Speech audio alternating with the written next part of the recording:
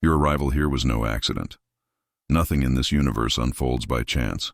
This transmission reached you because you stand at the precipice of dominion, one step away from claiming everything you've envisioned. Yet there exists a hidden adversary sabotaging your ascension. Today, I reveal this adversary's identity and the singular recalibration that will unleash abundance into your reality, not someday, but now. This is the same principle that detonated my own breakthrough overnight, after years of studying manifestation, practicing gratitude rituals, and driving toward goals, only to find myself exactly where you are now, facing this same adversary. Only when I became conscious of it did I break free and finally architect the results I had always envisioned. You know that moment when you've already visualized a monumental possibility of success. You've made your request to the universe. You've begun to act, even without knowing precisely where you're going. Your intention is victory.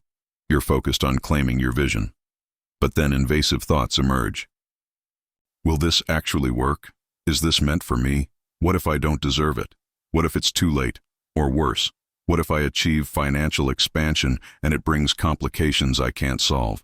What if scaling my enterprise overwhelms me with systems I don't understand? These are the intrusive thoughts that surface precisely before success.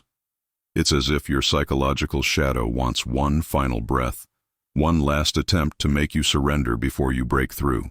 Before we continue, I want you to examine the image now on your screen.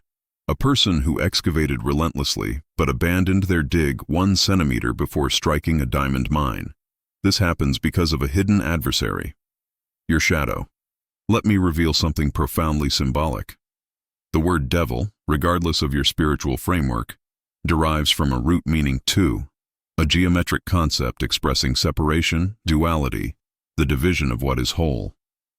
We as humans carry this division reflected within us, conscious and unconscious, day and night, life and death. After years studying the extraordinary work of Swiss psychiatrist Carl Jung, it became evident that the process of individuation he describes, the journey all humans must walk, is the path to becoming integral, whole, undivided.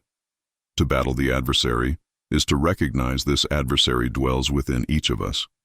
It is our shadow, the unconscious dimension of our psyche we insist on sweeping beneath the carpet, that internal hornet's nest we refuse to disturb to avoid suffering. Here's what you must understand. We should not eliminate this internal adversary. This shadow is part of us. To become whole, indivisible, and sovereign, we must integrate it. Consider this. Having thoughts contrary to what we desire is important. It's a security system of the mind helping us avoid suffering. The problem emerges when the path we're walking is genuinely positive. We'll generate real results, but we resist through self-judgment, through believing we're undeserving, through fearing what might happen when we become victorious.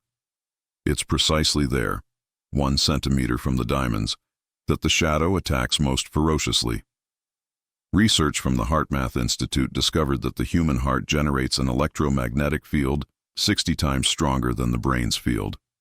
This means when you feel something, whether fear, anxiety, or confidence and joy, that emotional energy radiates far more powerfully than any positive thought you attempt to force or any negative thought you try to cancel.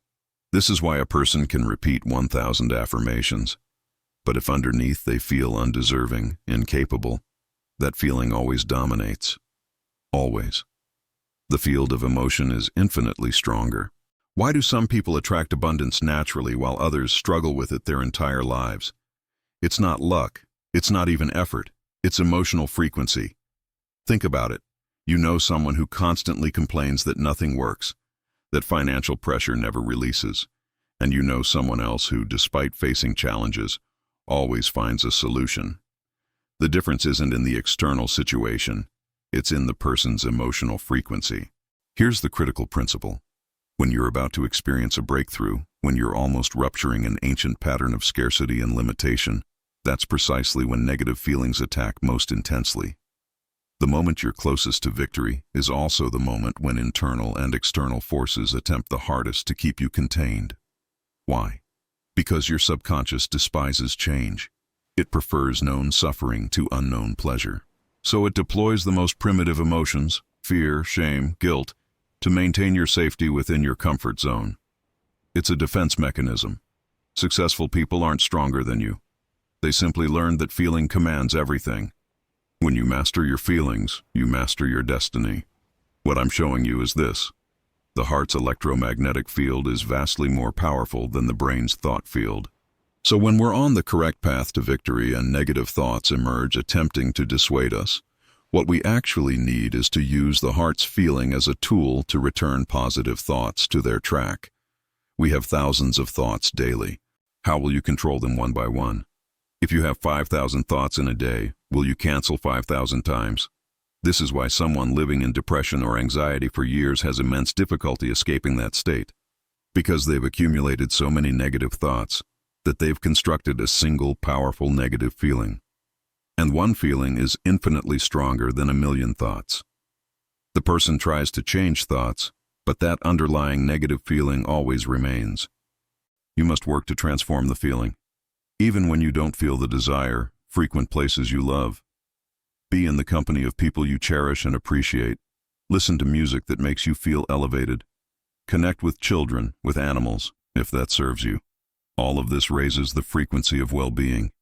Can you close your eyes right now? Breathe deeply and think and feel well-being. All of us can do this. Feeling is the true alchemy of the human being. Transform the feeling, and you transform everything. This is why many people with severe depression who went to a place of worship managed to exit that condition. Because faith is the most powerful feeling that exists. When we're about to win, we must be extremely careful with the environments we frequent and the people we connect with. Why? Because feeling is so powerful that simply being in a toxic environment, simply having someone tell you that others spoke negatively about you, can collapse you again.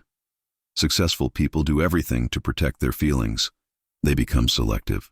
If you want success, and especially if you want to maintain that success, you must begin protecting your feelings. Feelings are the most powerful tool for connecting with our subconscious. That's where all our potentials are stored, our hidden abilities, our talents, our dreams and desires, but also our fears, traumas, and weaknesses. Each feeling is a subconscious activator. If you leave here with the consciousness that feeling always dominates, you'll possess the true key to breaking the internal adversary and creating the breakthrough that allows abundance to reach you. If this transmission reached you now, it's because you stand one step away from rupturing this barrier. The knowledge without application is merely an echo. In the comments, declare the single principle from this transmission you will consciously apply in the next 24 hours. Let this be your public commitment to sovereignty.